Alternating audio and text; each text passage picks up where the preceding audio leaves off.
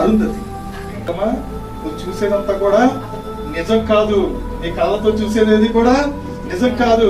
కంటికి కనబడుతుంది ఒకటి ఉంది, అది నిజం అంటాడు. నిజంగా బైబిల్ చెప్తుంది ఆ మాట. 10 సినిమా ఒకటి ఉంది, ఒక హీరో ఏం చెప్తాడంటే మగతనం అంటే 10 మందిని కొట్టడం కదా మగతనం. అది రాతి యుగం నాటి మగతనం. ఇప్పుడు మగతనం అంటే ఏంటి తెలుసా? ప్రేమించడం. ఎదురుడి కూడా ప్రేమతో హత్తుకోవడం, అది మగతనం అంట. యేసయ్య చెప్పాడు బైబిల్లో ఉంది అంతా కూడా శత్రువుని ప్రేమి, అది నిజమైన మగతనం అంట. మగసిరి గలవాడే దేవుడితో పోరాడమైనటువంటి మాట ఉండదు. మగతనం అంటే ఏంటంటే బైబిల్ స్పష్టంగా మగతనం అంటే ఏంటంటే 10 మంది కొట్టడం కాదు. నిజంగా చూడండి, ఇవన్నీ కూడా కొంతమంది చదువుతున్నారు, చదివి అది వాళ్ళ స్వార్థం కోసం ఉపయోగించుకున్నారు తప్ప వాళ్ళ రక్షణ కోసం ఉపయోగించుకోవట్లేదు. పవన్ కళ్యాణ్ గారు కూడా బైబిల్ చదువుతాడు, ఎప్పుడు దూరం ఉంచుకుని ఎదుటి కంట్రీలో నడుచుకుని ఎందుకు చూస్తున్నాం అని చెప్పి డైలాగ్ వేశాడు.